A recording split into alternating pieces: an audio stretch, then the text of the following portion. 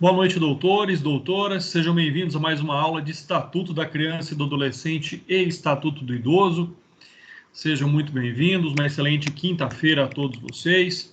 Pessoal, então hoje vamos falar aí, dando complementação ao nosso estudo da aula anterior, né? Nós já vimos a diferença entre a guarda, a tutela e a adoção, e hoje nós vamos falar de forma específica. Então, nosso tema hoje é somente a adoção, tá? Confirmem para mim, por gentileza, se vocês estão me ouvindo bem. Boa noite, professor. Perfeitamente. Maravilha. Obrigado. Boa noite, professor. Obrigado, Marcela. Obrigado, Flávio. Pessoal, então vamos lá falar um pouquinho sobre a adoção, tá? Vocês podem estar me acompanhando aí hoje a partir do artigo 39 do Estatuto da Criança e do Adolescente, tá bom? Hoje nós não teremos compartilhamento de tela. Vocês viram que eu já encaminhei o material para vocês da aula de hoje. É um material diferente daquilo que nós estamos acostumados a mandar, mas é um material que eu achei mais didático, é um material que eu achei mais interessante para o estudo dessa matéria, né? Então, quem quiser me acompanhar, aproveite aí, abra o seu estatuto e me acompanhe a partir do artigo 39. Lembrando que nós estamos aqui falando ainda dentro do capítulo 3, né, dos direitos à convivência familiar e comunitária, e aí sim, o artigo 39, ele está inserido ali na subseção 4 da adoção, né? Então, nós temos uma subseção específica aqui para o tema adoção, né? Lembrando ainda também que nós tivemos aí nos últimos anos algumas alterações, principalmente e respectivamente aqui com relação à adoção, tá? Então, nós tivemos alterações, eu vou dizer quando foram essas alterações aqui para vocês, para que nós possamos, então, analisar aquilo que diz inicialmente o artigo 39. Então, é imprescindível que nós possamos aqui compreender, que nós possamos aqui também, né, ter essa finalidade, nós possamos aqui observar aquilo que diz a nossa legislação. Então, o artigo 39 do Estatuto da Criança e do Adolescente diz que a adoção de criança e de adolescente reger-se-á segundo o disposto nesta lei.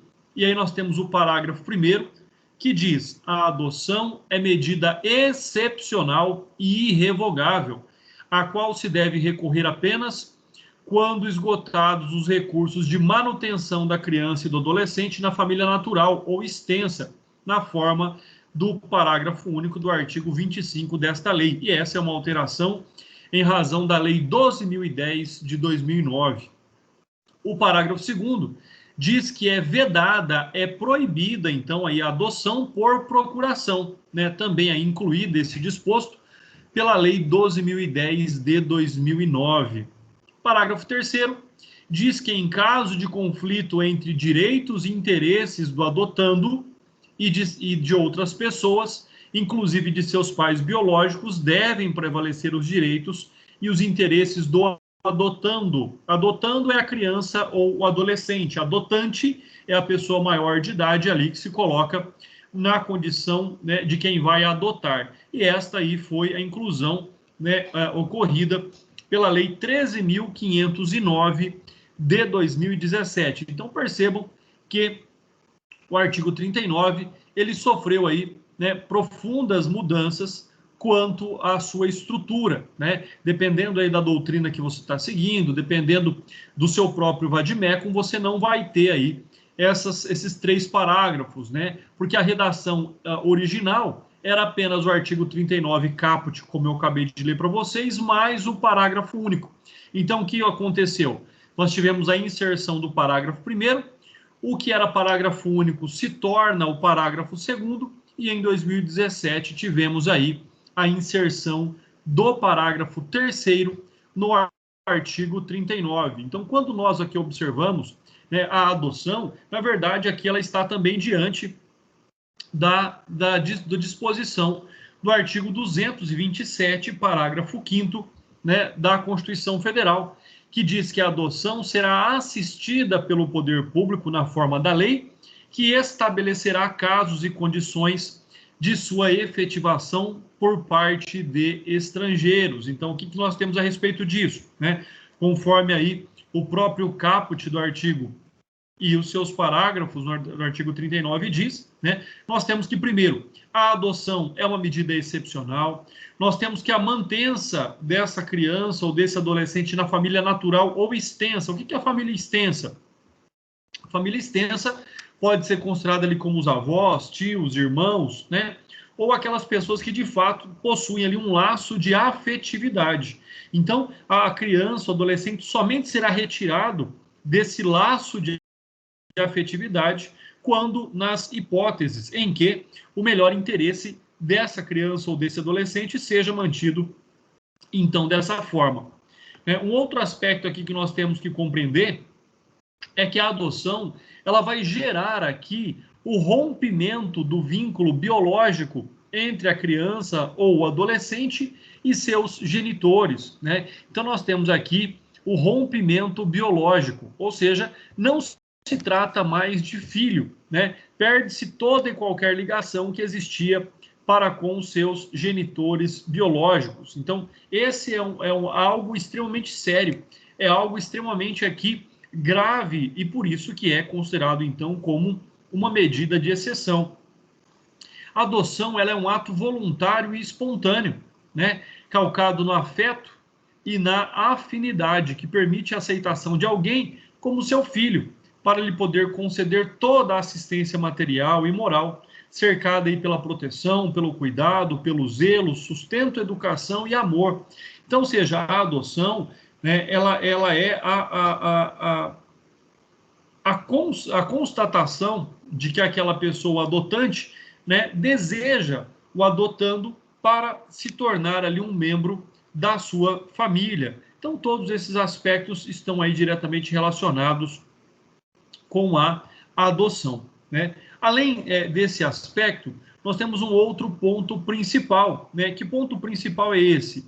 É que antes do advento de filhos, estes sim que podem ter origem biológica pela união do espermatozoide com o óvulo, já há uma família, né? De fato e de direito. Então, o que nós temos? Né? Nós temos o quê? Que as famílias são constituídas por pessoas que decidem viver conjuntamente, que desejam juntas constituir uma família, né? E os filhos, na verdade, eles são ali os frutos dessa família, sejam os filhos biológicos, sejam os filhos adotivos, né? Mas é importante que quando se trate de adoção, inicialmente trata-se da necessidade, trata-se da importância do ser humano estar inserido em uma família, né? Então, esse é um aspecto aí que a doutrina, ela trata de uma forma bastante extensa. A doutrina, ela trata desse fato, né, sobre vários aspectos e ela tenta aí se adaptar às novas realidades de constituição de família, como a família monoparental, como a família homoafetiva, né, como a família, como nós já vimos ali, por aproximação, a família que está mais próxima da criança e do adolescente. Então, quando nós tratamos deste tema, né, é onde nós vemos, então, que tanto a família natural quanto a família extensa, ou seja, aqueles que possuem laços biológicos e de afeto, têm preferência, lógico, aí, de ficar com a guarda, né, de serem responsáveis pelas crianças e pelos adolescentes. Então, é algo extremamente importante que nós estamos aí analisando, né? E lembrar sempre que aqui nós estamos tratando de uma medida de exceção. Quanto ao histórico da adoção, né, quanto ao conceito histórico, nós podemos dizer que a adoção ela existe desde períodos remotos, ou seja, né, desde ali do direito romano, como sendo a primeira forma de entrada iuris na família, ou seja, uma entrada pela lei. Alguém começa a fazer parte de um vínculo familiar por força da lei, por força da autorização judicial, né? Num sentido maior, nós podemos dizer que a adoção indica a introdução de um estranho como filho numa família, né? Por vontade dos membros que constituem essa família. Então, a adoção servia para transformar pessoas em cidadãos, isso de acordo com o direito romano, né? Então, nós temos vários aspectos também históricos a falarmos aqui da adoção, como, por exemplo, a lei das 12 tábuas, né? Qual ali era necessário a observância de alguns critérios, como, por exemplo, a questão da incorporação do nome, né, como, por exemplo, a questão do status social também era incorporado a esse indivíduo, né? E aí, então, nós vemos que, de acordo com alguns autores, nós podemos dizer, por exemplo, que a própria igreja não simpatizava com a adoção, em que via como um meio de substituir a constituição da família legítima pelo casamento, o que tornava-se ali uma possibilidade de reconhecimento obíquo, né, de filhos adulterinos ou incestuosos. Então, o que acontecia naquele momento da história? O fato de que, muitas vezes, né, de forma obíqua, nós tínhamos ali o fato de que um homem, ele adotava o filho que ele teve numa relação incestuosa, numa relação extraconjugal, e ele passava, então, ali a constituir, a ter os direitos, né, de um filho gerado naquele âmbito conjugal. Então, foi contestado, são aspectos que foram analisados aí durante a história, em que a história da adoção, logicamente, nunca foi uma história muito remansosa ou muito tranquila, né? Então, essa era uma história extremamente importante. Assim como também no Código de Manu, né? O Código de Manu, ele antecede ali, ou ele tem uma vigência entre 200 anos antes de Cristo e 200 anos depois de Cristo. Ele teve uma vigência por 400 anos, né? Então, todos esses aspectos, eles eram tratados ali, tanto pela Lei das 12 Tábuas, como também no Código de Manu. Ainda assim, né, a Lei das 12 Tábuas trazia um título para que nós possamos compreender de que aquele a quem a natureza não deu filhos pode adotar para que as cerimônias fúnebres não cessem. Então, a finalidade, na verdade, era para que as famílias dessem seguimento, né, aos seus rituais, as famílias dessem seguimento ao seu nome, à transmissão da sua história. Né? Nesse período havia ainda certa conspiração contra as adoções, pois o patrimônio das famílias sem herdeiros passava a ser administrado pela igreja e pelo seu senhor feudal. Então percebam que aqui nós estamos também diante de alguns interesses econômicos esses, né, que justificam aí algumas decisões da igreja e daqueles que detinham o poder econômico, né? Além disso, o próprio direito canônico não reconhecia as adoções, uma vez que os sacerdotes viam esse modo de constituição familiar com reservas, considerando então a possibilidade, como nós já falamos, do reconhecimento dos filhos adulterinos ou incestuosos. Porém, nós temos que compreender aí de uma forma paradoxal que o cristianismo salientou que Jesus Cristo era filho adotivo de José, além de ter consagrado pela fé os cristãos como verdadeiros filhos de Deus. Então, olha como nós começamos a ver aí algumas incoerências, né, entre a igreja reconhecer ou não reconhecer ali os filhos adotivos, né? Uma outra situação aqui regrada pela questão da igreja era que Cícero, né, sempre citado, afirmava: adotar é pedir à religião e à lei aquilo que da natureza não pôde se obter, né? Até aí o Cícero não estava tão errado. A questão é que hoje somente a lei é aquela que pode dar um filho a quem biologicamente não pode ter. Então são muitas histórias, são muitas questões aí na evolução da humanidade que trazem à tona aí a questão da adoção, né? Então é algo extremamente importante esses fatos e essas questões, né? Atualmente, para vocês terem uma ideia, os americanos são em todo o mundo os mais numerosos em recorrer à adoção. A cada ano ocorre em torno lá de 140 a 200 mil adoções, né? 90 adoções familiares, em torno de 50 adoções extrafamiliares. E o fato é marcante, que é de 1/3 dos adotantes tem filhos biológicos por ocasião da adoção. Então, ou seja, esse é um fato também que demonstra aí essa efetivo, né, essa necessidade do ser humano em fazer parte de uma família e fazer com que a sua família seja composta, logicamente, aí, por mais membros, né? Importante dizer também que na adoção os laços afetivos são construídos, Os laços afetivos não estão ligados com os laços de sangue, né? Não existe entre ali o pai e o filho, ou a mãe e o filho, independentemente do sexo, não existe nenhum laço sanguíneo. E os laços afetivos são construídos. Os laços afetivos fazem parte de um projeto, de um desejo, né, do qual as pessoas aí, então, assumem essa responsabilidade. Então, isso também é um fato importante, né? Um pai biológico, ele não pode dizer, olha, eu não quero o meu filho, eu abro mão da paternidade, né? Isso no aspecto natural. Agora, nós vamos ver também ainda hoje que, por exemplo, né, a mãe ali que não deseja ter o filho a qual ela gerou, ela pode entregar esse filho à adoção, né? Então, é um direito renunciável somente sobre o aspecto da adoção, né? E não sobre o aspecto, sobre outros aspectos. No caso, por exemplo, de um divórcio, o pai não pode escolher se ele vai ou não pagar ali a pensão alimentícia. Ele não pode, em razão do divórcio, falar assim, bom, agora eu não desejo mais ser pai dessa criança, já que eu vou ter que pagar a pensão alimentícia por ela, né? Então, a única hipótese em que pode-se abrir mão da paternidade, ou no caso, né, melhor dito, da maternidade, seria quando essa criança é entregue à adoção. Então, todos esses aspectos aí, eles estão diretamente relacionados, né, pelo fato de que muitas pessoas elas confundem o real sentido do ato de adotar outra pessoa.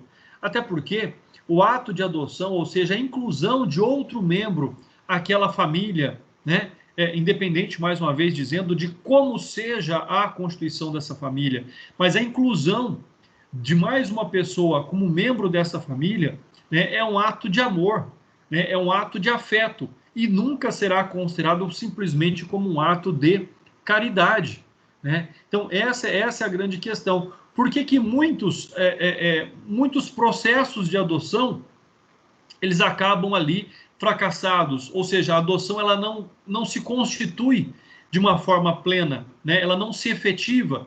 Por quê? Porque as pessoas acham que adotar uma outra pessoa é um ato de caridade, né? E definitivamente a adoção não é um ato de caridade, mas um ato de puro amor cercado de desprendimento, ou seja, amar uma outra pessoa, né, como se você tivesse dado origem à própria existência dela.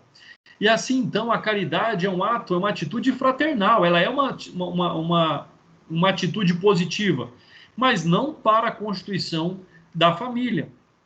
Nós não podemos confundir um ato de caridade com a adoção, já que a adoção tem como aí, então, finalidade, né, esse ato de incorporação de mais um membro a uma família pré-existente. Percebam, a uma família pré-existente. Aí você vai perguntar, André, mas e no caso da adoção unilateral? Aí não existe uma família pré-existente, porque uma pessoa só não pode ser considerada como uma família. Mas é o intuito dessa pessoa em formar uma família com o seu filho sobre o aspecto da adoção. Então, aí eu não tenho uma família pré-existente, mas tem-se o desejo, tem-se a vontade de alguém na constituição de uma família. Então, só para frisar, né, adoção não é um ato de caridade, adoção é um ato de amor, né? E além disso, existe nos termos lá do artigo 227 da Constituição Federal, principalmente no seu parágrafo 3º, inciso 6º, né, o estímulo ali do poder público através da assistência judiciária, incentivos fiscais e subsídios nos termos da lei ao acolhimento, sob a forma de guarda de criança ou adolescente órfão ou abandonado, conforme nós já até vimos sobre esse assunto na aula passada, né? Nós falamos que, né, o Estado ele deve aí fomentar, o Estado deve incentivar ali, né, o cadastramento de famílias acolhedoras, famílias que podem até caminhar ali para um processo de adoção dessas crianças e adolescentes, mas aquelas famílias que estão prontas para receber uma criança, mesmo que seja de forma temporária, né, em razão da vulnerabilidade que essa criança está ali exposta, né?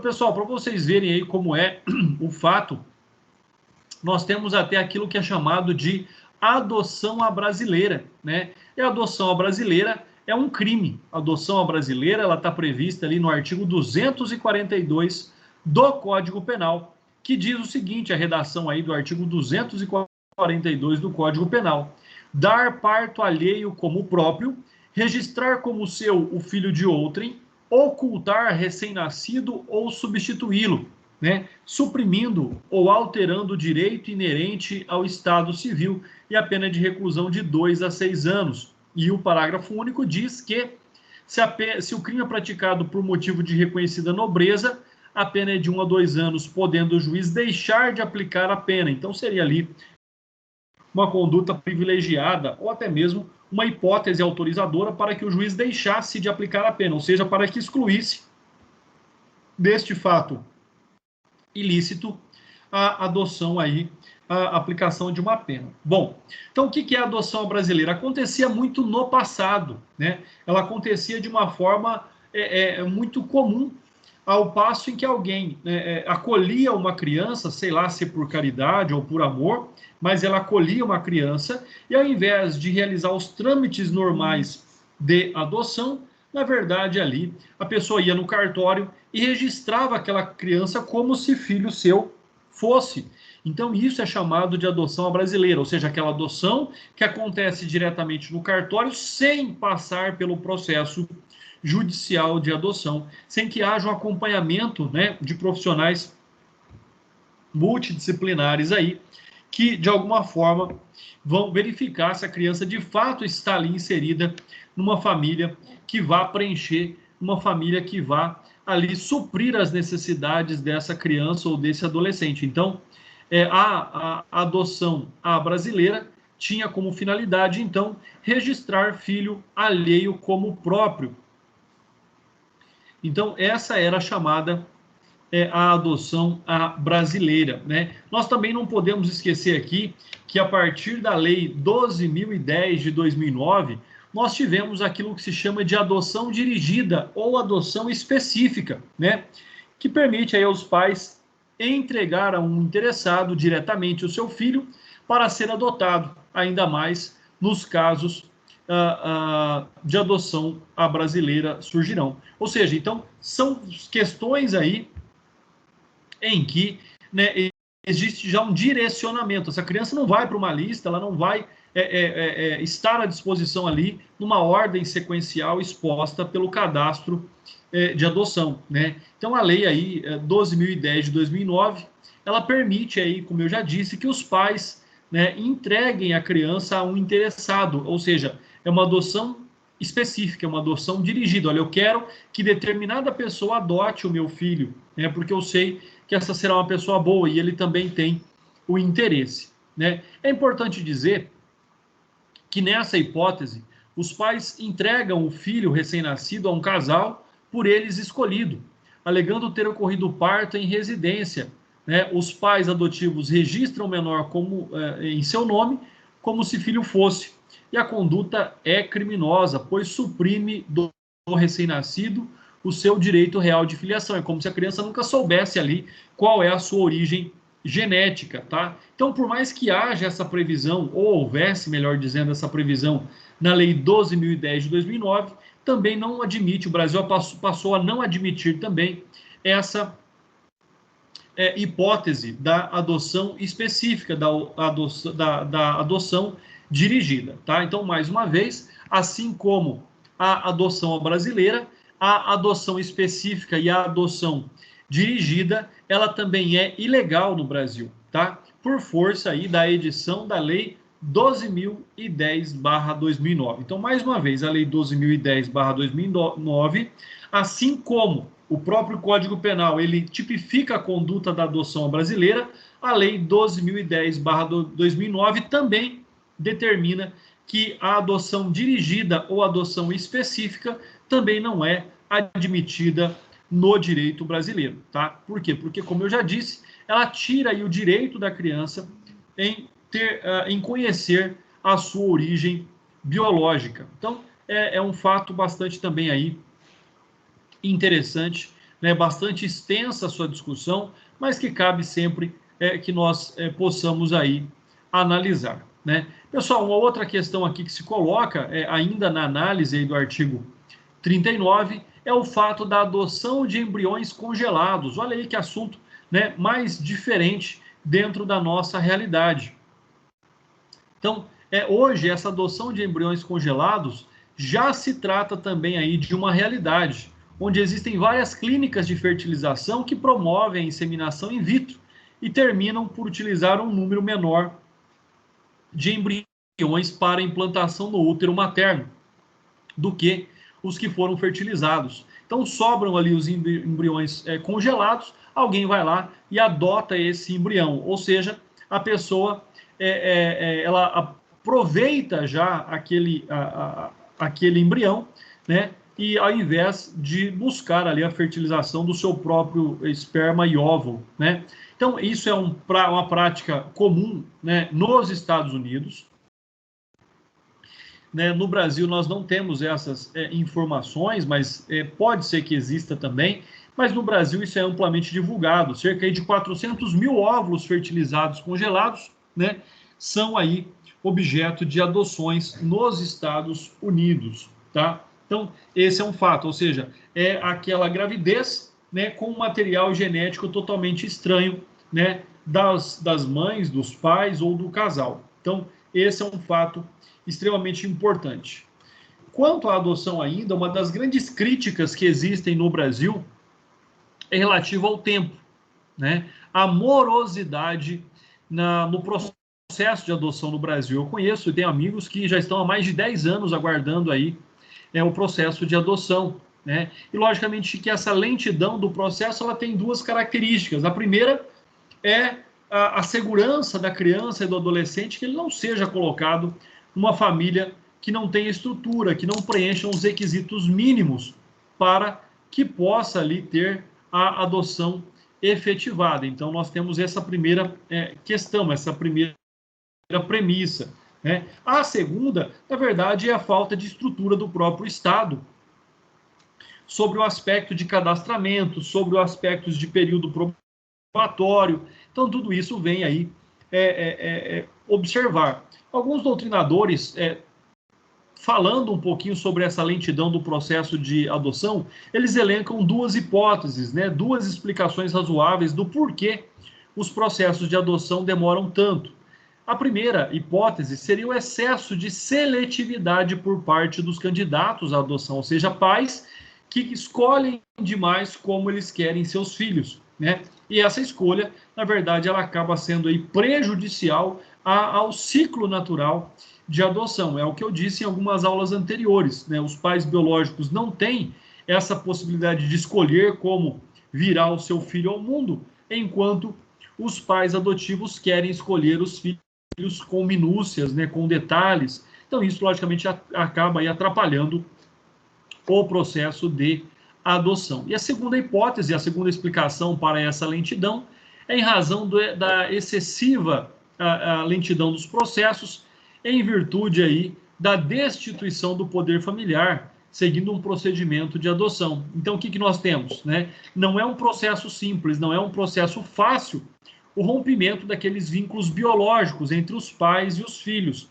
Então, isso faz com que aí, né, como se demora para destituir o poder familiar, logicamente se demora ainda mais para que possa ser realizado ali o processo de adoção. Então, sobre esses aspectos é onde nós observamos aí que, de fato, essa demora, né, essa lentidão nos processos, ela acaba prejudicando aí, né, os processos de adoção, ou seja, acabam se passando muito tempo, acaba existindo muita burocracia, e aí, né, é onde se mostra que muitas pessoas, por demorar demais, acabam desistindo aí do processo de adoção. Então, é algo extremamente importante, né, que nós tenhamos a concepção de que ele tem que ser seguro para a criança e para o adolescente, mas também não pode, né, exceder um tempo razoável aí para que todas as medidas sejam realizadas, para que o processo de adoção, de fato, seja observado sobre a necessidade da reinserção de uma criança ou de um adolescente em uma família, né? Um outro tópico aqui que nós podemos falar ainda de forma introdutória sobre aí a adoção, é a relevância dos 3 tempos para a adoção, né? Quais são esses tempos para a adoção? É o fato de que a autoridade judiciária, assim como a equipe técnica, devem prestar atenção no período de duração do procedimento de adoção, né? E a doutrina fala bastante sobre isso, em que nos processos de adoção é necessário que levemos em conta a desarmonia entre o tempo cronológico, o tempo jurídico e o tempo psíquico da criança, sendo que este último deve merecer prioridade, né? Então, ou seja, na verdade, nós temos que ver ali quando é o melhor tempo e quando essa criança estará melhor ali adaptada para que o processo de adoção venha ali se concretizar, né? Nós podemos dizer ainda que esse tempo cronológico não norteia a contagem da idade da criança ou do adolescente. Há o tempo jurídico, que rege o andamento do processo de adoção, estabelecendo prazos para cada ato procedimental. Mas, acima de tudo, como nós já falamos, o tempo psíquico, né, que se encontra na mente infanto-juvenil e jamais deve ser colocado em segundo plano ou meramente ignorado, né? Para a criança ou para o jovem acolhido numa instituição, o tempo cronológico é o de menos. O tempo jurídico, da mesma forma. O que importa aqui é, na verdade, o tempo que existe para que o afeto, para que o carinho seja de fato criado, seja construído, seja consolidado ali no seio dessa nova família. Então, dessa forma, nós devemos aí despertar a sensibilidade de todos os operadores do direito, juízes, promotores, defensores e até mesmo dos auxiliares da justiça, para compor um tato de dedicação, o tempo jurídico do processo com o tempo psíquico do menor. Pouco importa que determinado ato processual está dentro do prazo. Releva notar aqui ainda que o prazo ainda é muito extenso para que quem se encontra em situação de vulnerabilidade. E aí o procedimento para a adoção de uma criança ou adolescente precisa ser considerado efetivamente curto, o que não vem sendo uma realidade no Brasil. Então, quanto mais tempo passa, né, mais difícil também é essa questão aí da formação, né, do afeto entre pessoas, ou seja, né, o processo ele tem que ter um tempo razoável, mas o tempo da adoção, um tempo razoável, não vou dizer nem um tempo mínimo, mas um tempo necessário para que as partes se conheçam, para que elas verifiquem essa construção, né, a necessidade, a possibilidade aí de que a lei tanto fala, né, que são esses vínculos de afetividade aqui entre os adotantes e os adotandos, né? Quando nós tratamos aqui, então, da adoção, conforme nós já tínhamos até dito anteriormente, né, a adoção ela deixa de ser uma preocupação do direito civil, por mais que ela esteja ali também descrita, mas ela deixa de ser algo extremamente ligado ao direito civil e passa, então, à esfera da infância e juventude, ou seja, de um juízo especializado que segue regras próprias e que tem ali sobre a sua conduta um ramo específico do direito, né? Então, essa é a grande observância, até porque, como nós já vimos, a adoção é um ato de excepcionalidade. Sobre esse aspecto, o Dimas Messias de Carvalho, ele diz que, sustentando a possibilidade de invalidar a adoção, né, no caso concreto, a autora foi adotada quando criança por uma prima de sua mãe biológica, que já possuía 2 filhos. A filha adotiva, entretanto, sempre considerou os irmãos adotivos como primos e veio a nutrir sentimento amoroso por um deles, até porque, né, pela análise do direito civil, não há nenhum impedimento entre casamentos de primos, né? Primos já são parentes de 4º grau, né? Nós sabemos que até onde existem impedimentos ali são os parentes de 3º grau. Quem é o parente seu de 3º grau? Por exemplo, o seu tio, sua tia, né? O irmão do seu pai, a irmã da sua mãe, são seus parentes de 3º grau. Primos não são parentes. Tanto é que não existe nenhum impedimento, por exemplo, para casamento entre primos. Agora, se essa mãe adotiva adotou um sobrinho e o seu filho venha se apaixonar pelo primo, que agora, na verdade, por lei é irmão, como é que se resolve essa situação, né? Como é que observa-se isso? Né? E aí vamos supor que dessa relação, então, adveio uma gravidez com o nascimento de uma filha, constando no seu assento de nascimento os mesmos avós paternos e maternos, ou seja, é filho de dois irmãos, afrontando o seu direito à personalidade, pois aos olhos da lei é fruto de uma relação ilegal que corre o risco de ser alvo de chacota e aponta como filha de irmãos, e apontada como filha de irmãos, né? Então, ou seja, sobre essa questão, como é que se resolve isso? Né? Considera-se o pai de sua filha como primo, mas a realidade jurídica os transformou em irmãos, considerando uma relação amorosa como uma relação espúria, incestuosa, gerando impedimento para a configuração de união estável ou até mesmo para o casamento. E aí, então, uma forma de sanar esse fato é que a autora ajuizou o pedido de cancelamento da sua adoção, para que possa contrair núpcias com o pai de sua filha, tendo o juiz da comarca de origem extinguindo o processo em resolução de mérito, face à impossibilidade jurídica do pedido. Né? Ou seja, é o fato de que a pessoa não pode me falar, olha, agora eu não quero ser mais filho de determinada pessoa, e aí então vamos anular a minha adoção. E não se trata, então, para que nós possamos compreender o ato jurídico, né? Não se trata de anulação de um ato jurídico, porque não se representa inquinado a nenhum tipo de vício, não tem nenhum vício essa adoção. A adoção ela não merece aqui ser anulada porque ela apresenta uma falha, e na verdade não apresenta, né?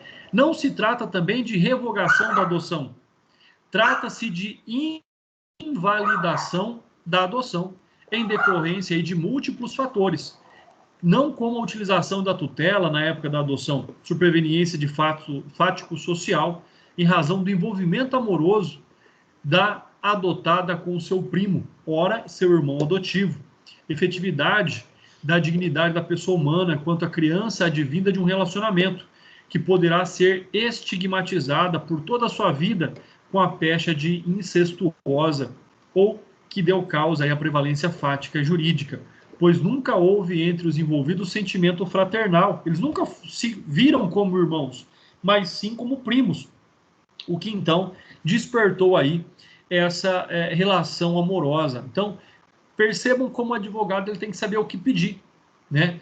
Na verdade, você não vai pedir anulação, você não vai pedir a revogação, você vai pedir a invalidação da adoção para que possa, então, aí se configurar, ou seja, para que possa essa nova família agora constituída assim não ter nenhum impedimento legal, né? De acordo aí com a doutrina, a jurisprudência do Tribunal de Justiça de São Paulo, dizia o seguinte: pretendida revogação formulada pelo adotado, fundamentada na intenção de contrair matrimônio com a irmã de criação, filha biológica do adotante, o qual anuiu o pedido. A sentença que reconheceu a impossibilidade jurídica do pedido extinguiu o feito sem resolução de mérito e inviabilidade do acolhimento da pretensão, que encontra óbice no ordenamento jurídico vigente, ao irrevogável na conformidade com o artigo 48 do ECA, artigo 227, parágrafo 5º e 6º da Constituição Federal. Então, se você pedir a revogação, você não vai conseguir, porque o termo correto é a invalidação do processo de adoção, né? Então, são questões extremamente importantes. E antes, né, o processo de adoção, como nós vimos, ele tem fases. E durante essas fases do processo de adoção, então, pode existir naquele processo de estágio de convivência. O que é o estágio de convivência? O estágio de convivência é um período onde o adotante vai conviver com o adotando, né, para ver se de fato ali é isso que eles querem, né? Logicamente que é um estágio, um período muito importante. Importante por quê? Porque não se pode brincar com o sentimento das pessoas. Não se pode aí frustrar as expectativas de uma criança ou de um adolescente que vai para a casa de uma família já com a intenção de ser adotado, né? Então, sobre esse aspecto, é possível a devolução de crianças e adolescentes adotados enquanto ainda estiverem nesse estágio de convivência. Mas nós temos que distinguir aqui duas situações. A primeira, pessoas adotadas pessoas em estágio de convivência para aprovar a adoção. Pessoas já adotadas, não existe essa devolução. Pessoas em estágio de convivência para aprovar a adoção, aí sim pode-se ocorrer a devolução da criança ou do adolescente, né? Então, nós temos que pensar muito claro nisso.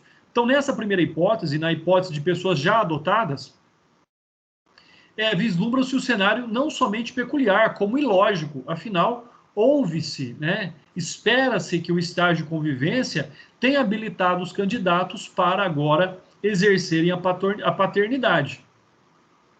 Já no segundo momento, enquanto ainda é um estágio, como dito aqui, estágio de convivência, né, não é o recomendado que haja uma devolução, mas é possível ainda, porque não houve a efetivação, não houve aí, né, a hipótese de consolidação da paternidade. Né? Lembrando que nessa situação, esse casal adotante, depois que ele devolve essa criança ou adolescente que estava aí no estágio de adoção, seguramente terá dificuldades imensas ou não conseguirá mais adotar uma criança ou um adolescente, né? Com essa devolução, isso vai aí pesar negativamente para este casal. Na jurisprudência sobre esse assunto, eu cito aqui a jurisprudência do Tribunal de Justiça de Santa Catarina, que diz que a adoção é medida irrevogável e irrenunciável, assim como é a filiação biológica, sendo impossível juridicamente a prática de qualquer ato dos pais buscando atingir tal desiderato. Ou seja, por outro lado, por aplicação analógica do artigo 166 do ECA, os pais podem renunciar ao poder familiar, sem prejuízo da possibilidade da decretação pelo Estado juiz da sua suspensão ou extinção, né, pelos motivos elencados lá nos artigos 1635, 1637 e 1638 do Código Civil, combinado aí com os dispositivos inerentes ao próprio ECA, tá? Mas, como nós estamos falando aqui, né, o Poder Judiciário há de coibir essas práticas, né? O Poder Judiciário há de banir essas práticas, porque são práticas que contrariam os princípios sócio-jurídicos, uma vez que esses infratores devem aí ser punidos, né, quando eles praticam atos que vão atentar contra a personalidade, contra a estrutura emocional dessas crianças e desses adolescentes. Então, é algo extremamente importante também essa nossa observação, né? E lembrando que somente quando esgotadas todas as possibilidades da manutenção da criança na sua família biológica ou família extensa, é que essa criança será ali, então, colocada para adoção. Ou seja, é somente nesse momento, quando não houver mais possibilidade jurídica da manutenção da criança na sua família biológica ou na sua família extensa,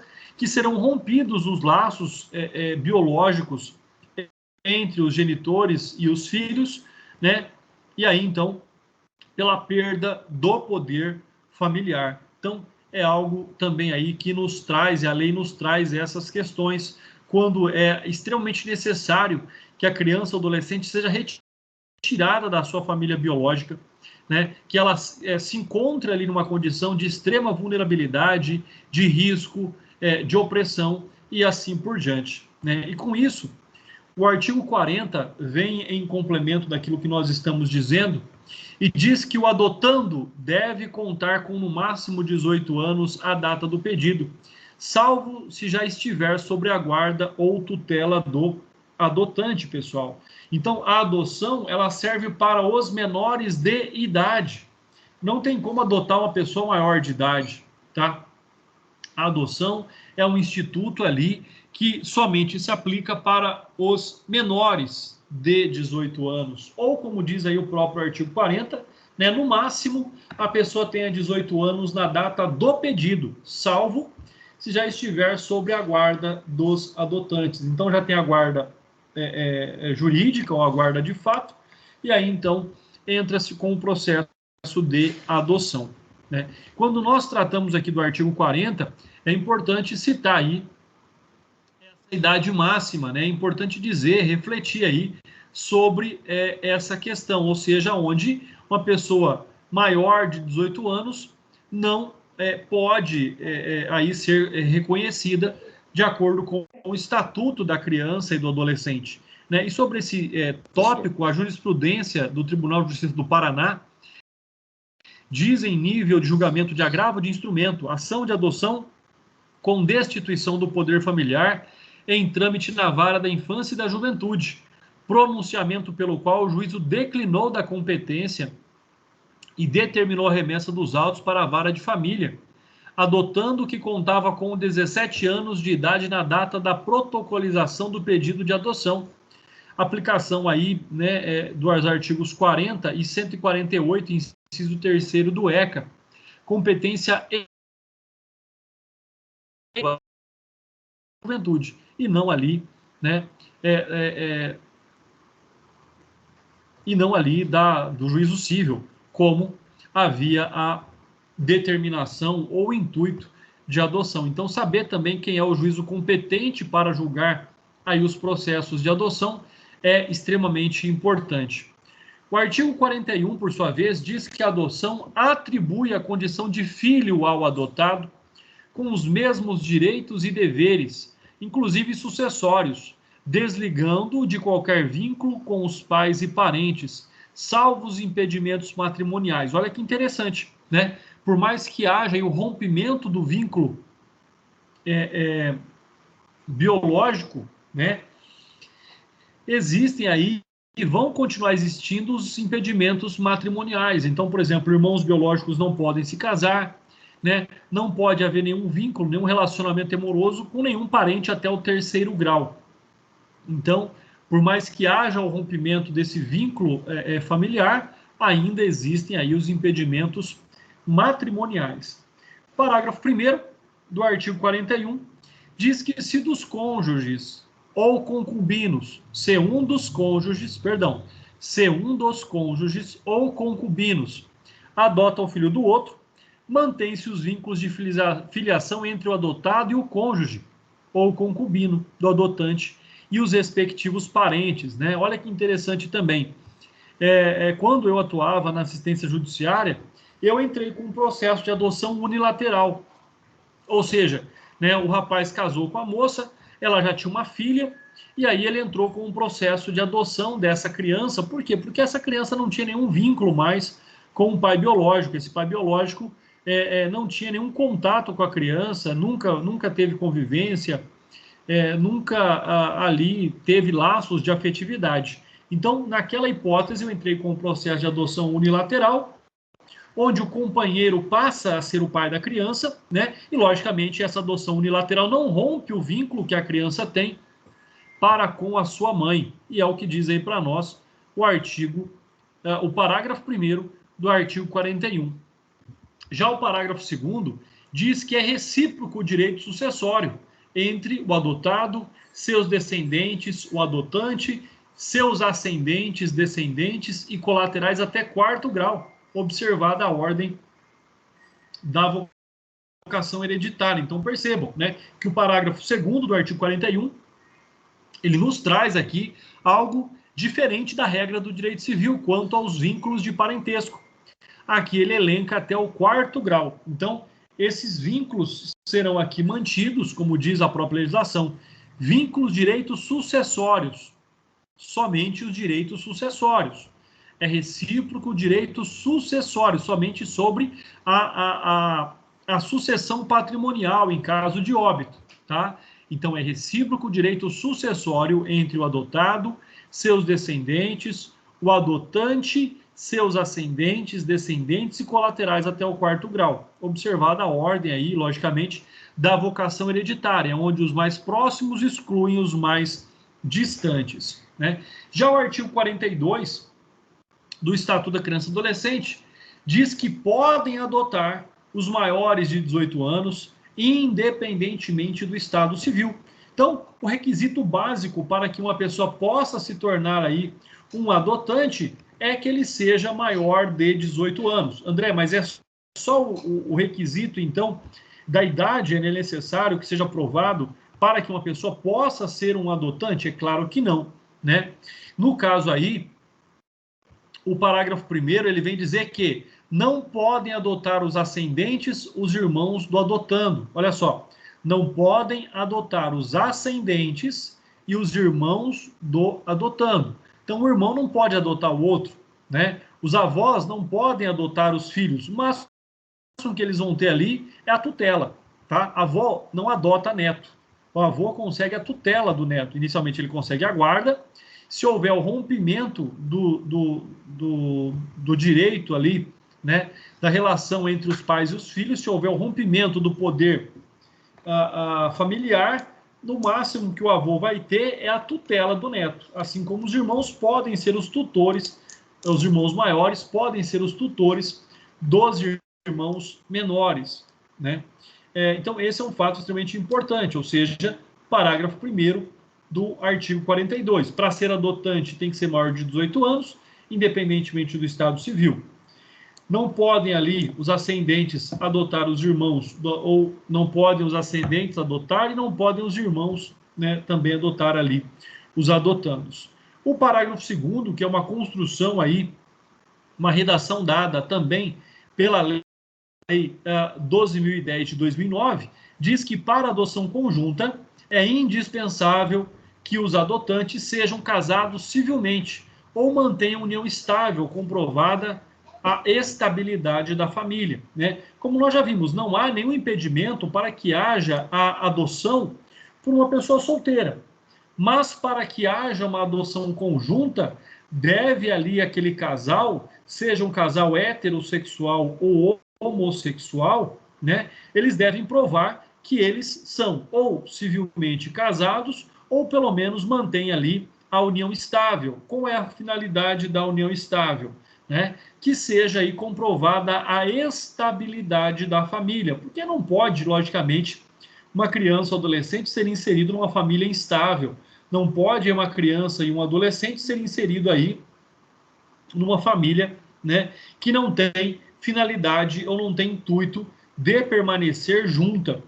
O parágrafo 3º diz que o adotante há de ser pelo menos 16 anos mais velho que o adotando. Então, olha, é um critério bastante importante, né? Olha só, o adotante tem que ter pelo menos 18 anos. E um outro critério é que o adotante seja pelo menos 16 anos mais velho que o adotando. Né? Para quê? Para que essas idades não sejam muito próximas. Imagina uma pessoa de 19 anos adotar uma outra de 17. Não tem muito senso, né? Uma situação dessa natureza. Então, a lei ela é muito sábia aqui em dizer o seguinte: caput do 42, maiores de 18 anos. Parágrafo 3º do 42, que haja uma diferença de pelo menos 16 anos entre o adotante e o adotando. Pessoal, até aqui tudo bem? Alguém tem alguma dúvida? Professor. Oi, Flávio, pode falar. O nosso estatuto fala alguma coisa sobre adoção de indígena? Nós vamos ver daqui a pouco. Fala assim, né? A adoção do indígena e do quilombola, eles têm a preferência aí. Nós já até, salvo engano, nós já até falamos na aula anterior um pouquinho sobre isso. Mas tem a preferência primeiro, que não se rompam os vínculos culturais, que não se rompam com os vínculos, né, da etnia, da comunidade. Então, esse é o primeiro aspecto, né? Que eles sejam adotados por pessoas do mesmo círculo cultural. Então, os indígenas, a preferência é que eles sejam adotados pelos indígenas, né, por famílias indígenas, os quilombolas da mesma forma. Então, esse é algum dos requisitos, né? E caso seja adotado por pessoas que não são indígenas ou que não são da comunidade quilombola, que essas pessoas se comprometam, então, a garantir que eles não percam a sua identidade, né? Que eles simplesmente não sejam criados como pessoas que não fazem parte de uma comunidade indígena ou quilombola. Então, há também aí esse compromisso, é um compromisso além, é um compromisso ainda maior. E é um processo também que ele é acompanhado aí de perto, no caso dos indígenas, pela FUNAI, tá? eu sei de várias hipóteses, de várias circunstâncias em que houve aí a adoção de crianças indígenas por pessoas não indígenas, mas acaba sendo um processo ainda mais complexo do que a adoção natural, tá? Até porque o indígena tem proteção federal, então, normalmente esse processo de adoção vai ter que correr por uma vara federal, né? Porque além de ter a competência federal, precisa da participação direta da FUNAI, que é uma entidade federal também, Flávio. Perfeito. Uhum. Bom, pessoal, olha aí, então, parágrafo. Falei do parágrafo 3º, né, 16 anos. Falei aqui de que do parágrafo, deixa eu ver, do parágrafo 4º, falei? Acho que não. Então, olha só. Parágrafo 4º aí do artigo 42. Os divorciados, os judicialmente separados, os ex-companheiros podem adotar conjuntamente, contanto que acordem sobre a guarda e o regime de visitas, e desde que o estágio de convivência tenha sido iniciado na constância do período de convivência, e que seja comprovada a existência de vínculo de afinidade e de afetividade com aquele não detentor da guarda, que justifique a excepcionalidade da concessão. Então, ou seja, se eles já estão separados, divorciados, que fizesse, então, se for uma adoção nova, tem que ser feita a adoção sozinho. Agora, se o início da convivência começou enquanto essas pessoas ainda eram um casal, ainda compunham uma família, eles podem optar em continuar com o processo de adoção, mesmo após o divórcio ou a separação, ou simplesmente, né, algum deles manifesta o seu desejo, o seu interesse de continuar com o processo de adoção sozinho, tá? Então, o único requisito aí que é exigido para que esse processo de adoção continue mesmo após o divórcio ou a separação judicial, né, é em razão do início da convivência, enquanto ainda as pessoas formavam uma família e eram considerados como um casal. Também é aí a redação da inteligência da Lei 12.010 de 2009. Parágrafo 5º, também aí com a redação da Lei 12.010 de 2009, diz que nos casos do parágrafo 4º deste artigo, desde que demonstrado o efetivo benefício ao adotando, será assegurada a guarda compartilhada, conforme previsto lá no direito civil, né, no artigo 1584. E o parágrafo 6º, o último parágrafo aí do artigo 42, diz que a adoção poderá ser deferida ao adotante que, após inequívoca manifestação de vontade, vier a falecer no curso do procedimento antes de prolatada a sentença. Então, olha aí, a pessoa estava em processo de adoção, né, já tinha manifestado o seu desejo de adotar, só não tinha uma sentença, né, que declarasse ali a adoção. E essa pessoa morre nesse período.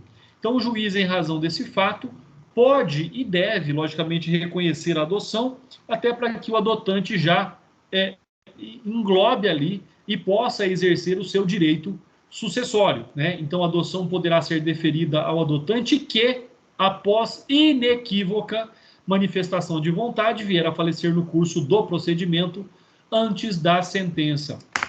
Então, essa manutenção, ela é aí extremamente importante, né? Essa a externação da vontade, ela é extremamente importante. Bom, pessoal, artigo 43. A adoção será deferida quando apresentar reais vantagens para o adotando e fundar-se em vários motivos legítimos, tá? Então, a adoção será deferida quando apresentar vantagens à pessoa. Então, será deferida, quer dizer que ela será aceita, né? Artigo 44. Enquanto não der conta da sua administração e saldar o seu alcance, não pode o tutor ou o curador adotar o pupilo ou o curatelado. Como nós já vimos, tanto a guarda quanto a tutela podem ser considerados como atos preparatórios para a adoção, tá? Estágios probatórios para a adoção. Então, quem tem a guarda e quem tem a tutela, logicamente, está ali mais próximo da adoção. Porém, aqui, no caso do guardião ou do tutor, né, ele tem aqui que dar conta da sua administração e saldar o seu alcance.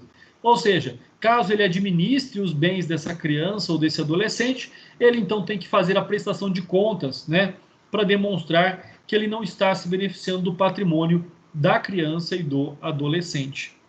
O artigo 45 diz que a adoção depende do consentimento dos pais ou do representante legal do adotado. Olha só, pessoal, olha o que diz o artigo 45. A adoção depende do consentimento dos pais ou do representante legal do adotando. Isso quando não for hipótese de ação judicial de destituição do poder familiar. Tá? Aqui é naquela situação, conforme nós já vimos, onde os pais biológicos não desejam ali a criação dessa criança e colocam essa criança para adoção. Aí tem que haver, então, esse consentimento. Quando o juiz destitui, né, o poder familiar, rompe com os vínculos biológicos, em razão de crimes, de maus tratos, né, ou de qualquer condição ali em que a criança ou adolescente seja colocada em vulnerabilidade, não há necessidade, é lógico, do consentimento dos pais ou do representante legal do adotando, né? O parágrafo 1º diz que o consentimento será dispensado, olha aí o que eu estava dizendo, em relação à criança ou adolescente cujos pais sejam desconhecidos ou tenham sido destituídos do poder familiar, tá? Então, quando esses pais já foram destituídos do poder familiar, não há porquê, né, buscar ali o consentimento deles. Já o parágrafo 2º do artigo 45 diz que, em se tratando de adotando maior de 18 anos de idade, será também necessário o seu consentimento. Ou seja, o processo de adoção iniciou enquanto a criança ou adolescente era menor de 18 e ele agora concluirá após ele completar 18 anos. Então, agora ele vai ter que dizer se ele quer ou não ser adotado também, se ele concorda ou não com a sua própria adoção. Isso é o que diz aqui a redação, aí, a inteligência, né, do parágrafo 2º do artigo 45. Então, quando o processo de adoção inicia-se na menoridade, mas concluirá, né, na maioridade, é necessário, é imprescindível que a criança e o adolescente, no caso aqui vamos pensar no adolescente, que é a hipótese mais razoável, então, né, concorde agora, né, o adulto concorde com a sua adoção. Pessoal, aqui é importante lembrar ainda sobre o próximo artigo. O artigo 46. O artigo 46 ele tem uma redação da Lei 13.509 de 2017. Olha aí, uma alteração já bastante recente. E o artigo 46 diz assim: a adoção será precedida de estágio de convivência com a criança ou adolescente pelo prazo máximo de 90 dias, observadas a idade da criança e do adolescente e as peculiaridades do caso. Então, agora, qual que é a grande diferença da atual redação do artigo 46 para a redação anterior do artigo 46? A redação anterior não previa um prazo máximo de estágio probatório, de convivência. E agora o artigo 46 diz, não, o prazo máximo é 90 dias. Conviveu 90 dias. Deu, não deu, ocorre a devolução da criança ou do adolescente. Então, o artigo 46 ele é bastante inteligente também aí em fixar um prazo que torna, com certeza, aí, o processo de adoção mais célere.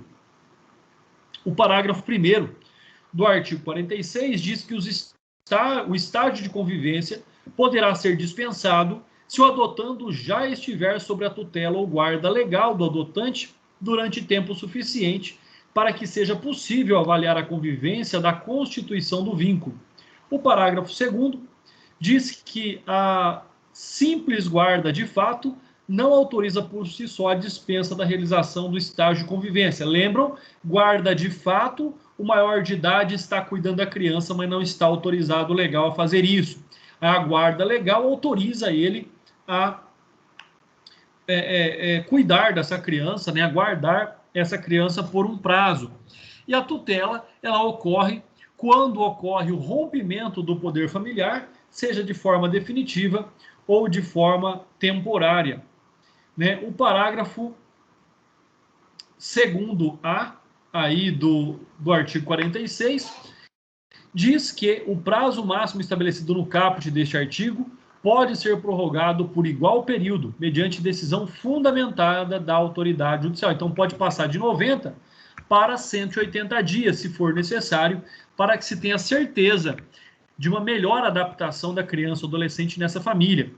O parágrafo 3º diz que, em caso de adoção por pessoa ou casal residente ou domiciliado fora do país, então, ou seja, no caso de adoção por estrangeiros, o estágio de convivência será no mínimo 30 dias e no máximo de 45.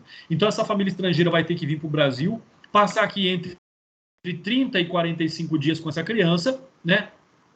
Podendo-se prorrogar também esse prazo por igual período uma única vez, mediante decisão fundamentada da autoridade judiciária. Então, ou seja, ela pode ser, então, até no máximo 90 dias também. Eu pego o prazo máximo de 45, prorroga uma única vez por igual período, vai chegar lá no prazo de 90 dias. Por quê? Porque sempre a adaptação ela é mais difícil, seja por questões da língua, seja por questões culturais. Então, logicamente que nós temos que também aí observar essas questões.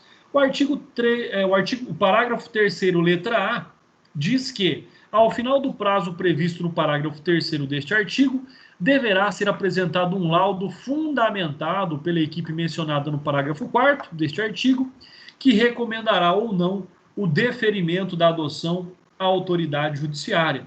O parágrafo 4º diz ainda que o estágio de convivência será acompanhado pela equipe interprofissional a serviço da Justiça da Infância e da Juventude e preferencialmente com apoio dos técnicos responsáveis pela execução da política de garantia do direito à convivência familiar, que apresentaram um relatório minucioso acerca da convivência, da conveniência do deferimento desta medida. E aí também o parágrafo 5º, por inclusão na Lei 13.509 de 2017, diz que o estágio de convivência será cumprido no território nacional. Então, seja, por mais que seja um casal estrangeiro que venha adotar uma criança no Brasil, esse estágio de convivência tem que acontecer aqui em solo nacional. E mais, diz ainda que deve acontecer ainda preferencialmente na comarca de residência da criança e do adolescente. Então, tem que acontecer no Brasil e, de preferência, na comarca de residência da criança e do adolescente, ou a critério do juiz, em cidade limítrofe, respeitada em qualquer hipótese a competência do juízo da comarca de residência da criança. Então, é um estágio de convivência que também existe, é um estágio de convivência que também tem que ser cumprido, mas, porém, todavia, tem que ser cumprido em solo nacional, tem que ser cumprido aí com a proximidade do domicílio da criança, da comarca da criança, até para que esses vínculos sejam logicamente mantidos e essa criança possa ter a sua segurança garantida. Não são raros os casos aí no passado de juízes que vendiam sentenças de adoção para estrangeiros e para nacionais, crianças que eram traficadas com o apoio aí de funcionários públicos, que faziam a validação documental via judicial, juízes que vendiam sentença de adoção mesmo, por 40, 50, 70, 200 mil reais, e facilitavam aí o processo de adoção para estrangeiros, crianças que posteriormente elas eram levadas para serem prostituídas no estrangeiro ou simplesmente até mesmo para o tráfico de órgãos. Então, logicamente, se vocês pesquisarem, vocês vão ver muitos crimes que foram realizados com a chancela da justiça, em razão aí da adoção. Pessoal, próxima aula, nós continuamos falando aí a partir aí, então, do artigo 47, que ele vai falar dessa constituição do vínculo familiar por força de uma sentença judicial. Se alguém tiver alguma dúvida, pode aí se manifestando, eu estou ouvindo. E, enquanto isso, eu já vou abrindo o sistema para que eu possa aqui fazer a chamada, pessoal.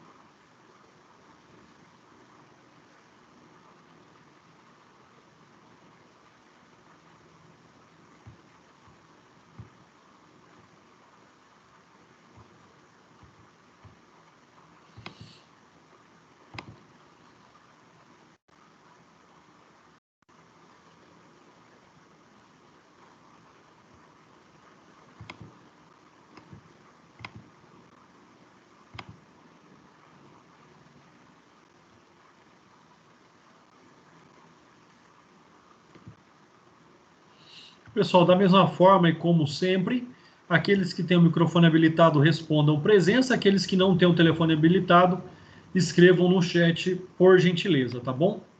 Então vamos lá. Alice. Presente, professor. Muito bem. Anne Elise. Presente, professor. Aparecido Rodrigo.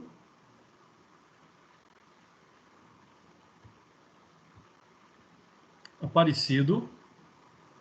Camila. Presente. Cleiton. Presente. Felipe. Presente, professor. Flávio. Presente, professor. Gabriela Fernandes. Presente, professor. Igor Aranha. Presente. Isabela Nayara. Isabela manifestou aqui no chat. Obrigado, Isabela. João Guilherme. Eu. Muito bom. João Vitor. Presente. Vamos ver aqui. Aparecido. Respondeu. Maravilha, Aparecido. Deixa eu só voltar lá para ver se eu tinha colocado falta. Tinha colocado, Aparecido. Já tirei a falta, tá bom? Então vamos voltar aqui. Isso. João Vitor está presente. Lígia está presente. Presente. Lucimaria está presente. Presente. Marcela. Presente. Marciano. Marciano está presente?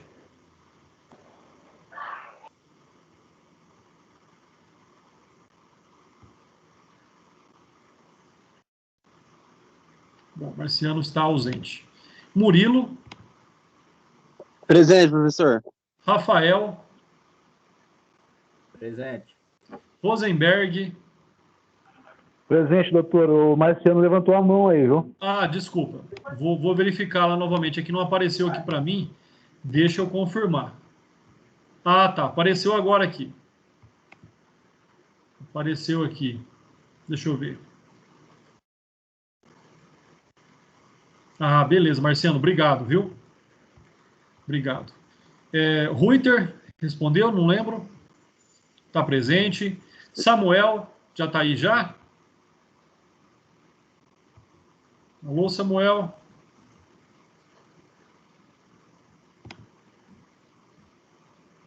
Samuel, falei com ele hoje, disse que já estava melhor, já fez ali as atividades, mas parece que não veio na aula. Deixa eu confirmar.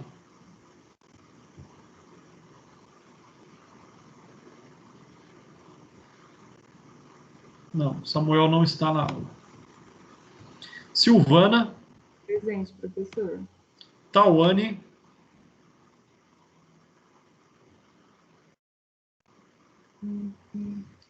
Tawane, já vi aqui a sua manifestação, obrigado.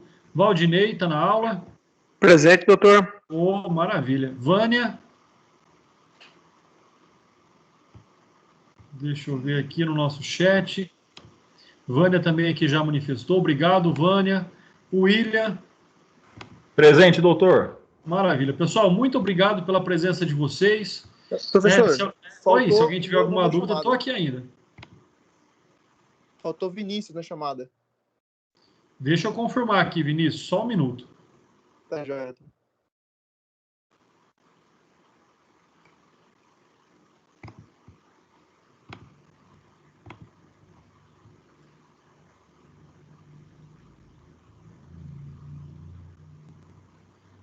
Deve constar como DPAD, doutor.